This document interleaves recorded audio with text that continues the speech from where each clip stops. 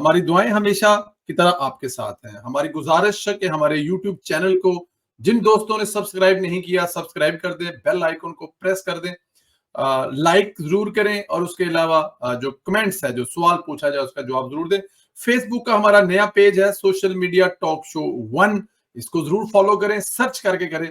کافی سلو تعداد ہے, بہت بڑا پیج تھا ہمارا 3-4 لاکھ فالوور والا, کچھ مسائل ہیں جس کی وجہ سے پیج نیا بنایا ہے. چلتے ہیں ذرا آج کے ویلوگ کی طرف. دوستو, اس وقت پاکستان تحریک کے انصاف کے ٹکر کے لوگ جس طرح روتے بلکتے نظر آ رہے ہیں, مجھے استاد محترم شاہد اللہ خان صاحب بہت شدت سے یاد آ رہے ہیں.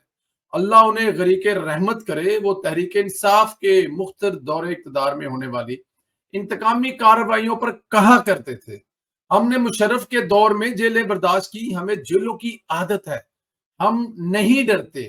لیکن جو کھیل تم لوگ کھیل رہے ہو, مجھے تم لوگوں کے آنسو ابھی سے نظر آ رہے ہیں, اور اس وقت آپ کے آنسو صاف کرنے والا کوئی نہیں ہوگا.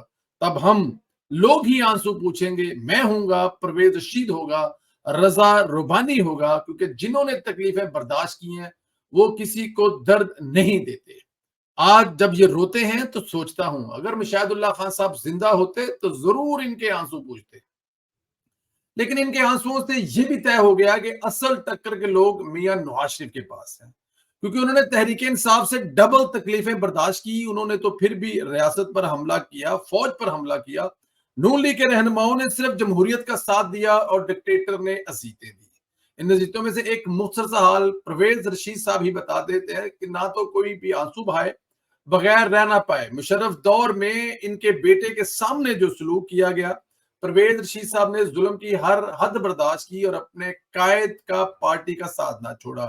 بیٹے کے لیے معذرت, بیٹی کے سامنے جو سلوک کیا گیا, نہ ہی کبھی آنسو بہا کر کمزور ثابت کیا اور نہ ہی ہمدردیاں سمیٹی, کیونکہ یہی تکلیفیں تو تمغہ ہوتی ہیں جنہیں بہادری سے سینے پر سجایا جاتا ہے, نہ کہ آنسوؤں کی شکل میں بہایا جاتا ہے. میں سمجھتا ہوں کہ نواز شریف کا تو سینہ چوڑا ہو جاتا ہوگا جب وہ دیکھتے ہوں گے کہ عمران خان کے ہر ظلم کو برداشت کر کے بھی ان کی جماعت کا ایک بھی رہنما نہیں ٹوٹا, سب سیسا پلائی ہوئی جو وہ دیوار بنے.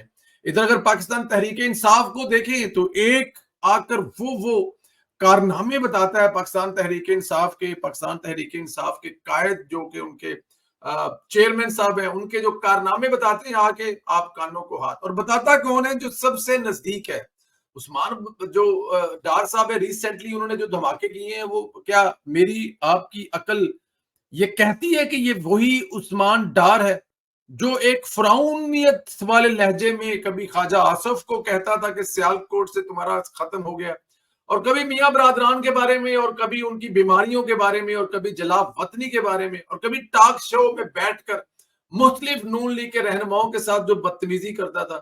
یہ وہی تھا جو اتنا اچھا بچہ بن کر, جو میرے خیال میں طوطا بھی اگر سکھایا جائے تو وہ بھی کہیں نہ کہیں رک جاتا ہے, لیکن نہیں رکے, نہیں اڑے, تو وہ عثمان ڈار صاحب فر بولے ہیں. ان کے بعد دوسرے صاحب جو ہیں وہ تیار پڑے ہوئے ہیں, اب جب ان کو حکم کریں گے وہ بلکہ ایک کا تو ریکارڈ ہو گیا ہوا ہے, اور اس کے علاوہ فرح حبیب, تو مطلب, اور ادھر دیکھ لیں میاں نواز شریف کے کوئی بھی ساتھی کسی کا نام بتا دیں جو جیل سے یہ کہہ کر باہر آ گیا کہ جب باہر آ کے میاں صاحب کے خلاف پریس کانفرنس کرتا ہوں مجھے چھوڑ دے, کوئی ایک بھی نظر آپ کو نہیں آئے گا. یہ فرق ہوتا ہے لیڈران میں, کیونکہ جیسا لیڈر برداشت کیا, لیڈر نے ہر ظلم و ستم, اسی طرح کے اس کے جوان مرد جو ساتھی ہیں, اس کے جو فالوور ہیں, اس کے جو لیڈران ہیں, اس کے جو ایم این ایز ہیں, انہوں نے بھی ہر دکھ اور تکلیف برداشت کیا. انہوں نے بھی کسی جگہ پر, اور پنجابی کہتے ہیں کہ سی نہیں کی تھی, نہ کہ جو ہوندا ہے کر لو, جو کر سکتے ہو کر لو. نواز شریف کے نال کھلوتے ہیں کیونکہ نواز شریف ڈٹا ہوا تھا, اور آج بھی ڈٹا ہوا. نواز شریف کے چہرے کو آپ تصویریں دیکھتے ہیں, آپ کو اندازہ ہوگا کہ میاں محمد نواز شریف صاحب, میں پہلے صبح والے ویلوگ میں بتا رہا تھا کہ سمندر کے اگر 7 گھنٹے جہاز چلے نا تو اس کی گہرائی اتنی نہیں ہے جتنی میاں نواز صاحب گہرے انسان ہیں. جو وہ سوچتے ہیں, جو وہ کرنا چاہتے ہیں, وہ کر لیتے ہیں. مشاہد اللہ خان صاحب کہتے تھے کہ پتر ان آگے کچھ نہیں اوکھا, وہ جڑے کام جن بھی نہیں کر سکتے وہ میاں برادران کر لیندے نے. ان کے لیے کوئی چیز جو ہے وہ اس سے ٹارگٹ سے بڑی نہیں ہے, یہ ہر ٹارگٹ اچیو کر لیتے ہیں. خیر میاں صاحبان, بس اللہ تعالیٰ کی ذات خیر کرے, حکومت آ رہی ہے, تیار ہو جائے. اچھا جی، ایک جج ہے لاہور ہائی کورٹ کے جن سے متعلق پتا چلا گزشتہ دنوں مثال دیتے پایا گیا کہ مغرب میں تو پروٹوکول کو لعنت سمجھا جاتا ہے، بڑے عہدوں والے سائیکلوں پر آتے ہیں۔ آج ان سے متعلق بڑی خبر سامنے آئی، مصروف اپنے بیٹے کے لیے امریکہ میں سرکاری پروٹوکول مانگ رہے ہیں۔ باقاعدہ ان کے آفس کی طرف سے وزارت خارجہ کو لکھا گیا کہ میرے بیٹے کو امریکہ میں پروٹوکول فراہم کیا جائے۔ عمر چیمہ صاحب لکھتے ہیں کہ ایک وی آئی پی شخصیت کے بیٹے کو اس کے بیرون ملک دورے کے لیے پروٹوکول دینے کے معاملے پر وزارت خارجہ مطلب شکار ہے، پریشان ہے کہ کیا کرنا ہے۔ قواعد و ضوابط کے مطابق کسی کو اس طرح ترجیحی پروٹوکول نہیں دیا جاتا، لیکن وزارت خارجہ سے کہا گیا ہے وہ اس زمن میں ضروری اقدامات کرے۔ پروٹوکول دینے کی درخواست لاہور ہائی کورٹ کے جج کی طرف سے آئی ہے جن کا بیٹا پاکستان سے باہر جا رہا ہے۔ جج کا بیٹا سید محمد علی ایک ڈاکٹر ہے، امریکہ جا رہا ہے۔ ان کے والد کا نام جسٹس علی باکر نجفی ہے۔ یہ خواہش ظاہر کی ہے کہ محمد علی کو ابو ظبی میں امیگریشن کے دوران اور پھر نیو یارک ایئرپورٹ پر پروٹوکول دیا جائے جہاں سفارت خانے کا عملہ محمد علی کو ان کی منزل تک پہنچائے۔ یہی کام محمد علی کی پاکستان واپسی کے موقع پر بھی ہوگا، اور اس زمن میں لاہور ہائی کورٹ کے راولپنڈی بینچ کے سینئر ایڈیشنل رجسٹرار محمد علم یاد جو ڈسٹرکٹ سیشن جج ہیں، لیکن فی الوقت وہ سینئر ایڈیشنل رجسٹرار کے عہدے پر ہیں، کی جانب سے وفاقی حکومت کو خط بھیجا گیا جس میں جسٹس باقر نجوی چاہتے ہیں کہ ان کے بیٹے سید محمد علی کو ابو ظبی ایئرپورٹ اور اس کے بعد نیو یارک پر جو کہ جے ایف کینڈی ہوگا کینڈی ہوگا جس پر پروٹوکول فراہم کیا جائے۔ وزارت کے ساتھ جج کے بیٹے کا شیڈول بھی شیئر کیا گیا۔ ایسا لگتا ہے کہ پاکستانی ایئرپورٹ پر ان کا پروٹوکول پولیس افسر ایف آئی والے سنبھال لیں گے۔ سیکرٹری خارجہ یو ای میں پاکستانی سفیر اور نیو یارک میں کونسل جنرل کو بھی خط کی کاپی بھیجی گئی ہے، اور قوانین کے مطابق وزارت خارجہ ججوں کو صرف اس وقت سہولت فراہم کرتا ہے جب وہ بیرون ملک سرکاری دورے پر، وہ بھی جج ان کی اولاد نہیں۔ جب وہ نجی دوروں پر ہوتے ہیں تو انہیں پروٹوکول کی قانونی شک موجود نہیں۔ اپنے اہل خانہ کو یہ سہولت ملنا تو بہت دور کی بات ہے، یعنی پرائیویٹ دورے پر تو جج کو بھی پروٹوکول کا قانون موجود نہیں، یہاں جج صاحب بیٹے کے لیے مانگ رہے ہیں۔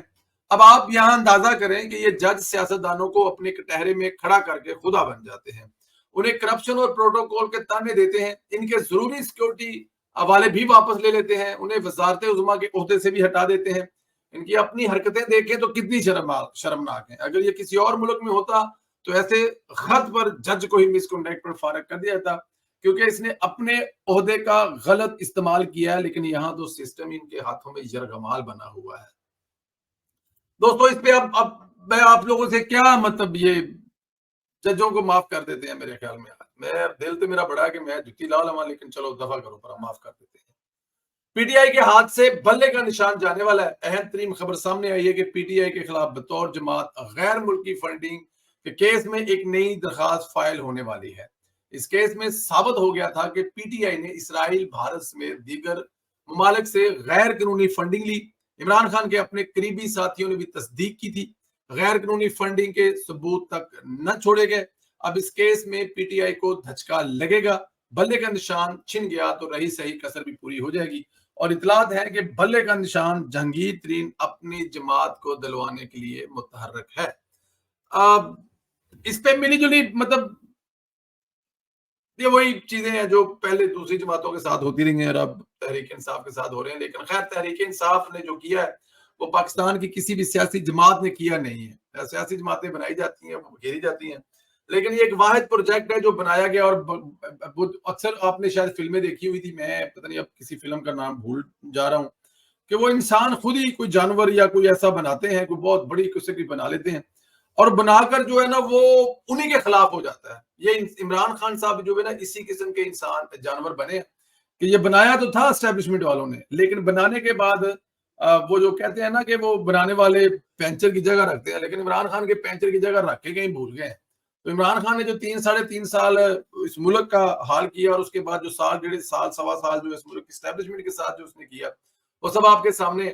تو اب ان چیزوں کو دیکھا جائے، خاص طور پر یہ جو ظاہر ہے اگر آپ کے بائی لاء دوسرے ملکوں سے، اب دیکھو سعودی عرب میں تو چندہ اکٹھا کرنے کا رواج ہی نہیں ہے، یو اے دبئی میں، لیکن یہ وہاں سے بھی پیسے اکٹھے کرتے رہے، اور اگر کیسے پیسے اکٹھے کرتے رہے تو پھر آتے کیسے رہے؟ یہی وہ سوال تھے جن کے جواب پاکستان تحریک انصاف نہیں دے سکی، اور اس بیس پر ممکن ہے پاکستان تحریک انصاف پر پابندی لگ جائے۔ اللہ تعالیٰ کی ذات آپ لوگوں کو اپنے حفظ و امان میں رکھے. ہمارے چینلز کو ضرور سبسکرائب کریں, بیل آئیکن کو پریس کریں, لائک کریں. اور کیا پاکستان تحریک انصاف پر فورن فنڈنگ کیس میں سزا ہو سکتی ہے؟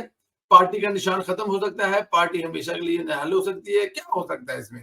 اپنی رائے جو ہے اس کا اظہار ضرور کریں. اور ساتھ میں social media talk show Facebook number 1. Social media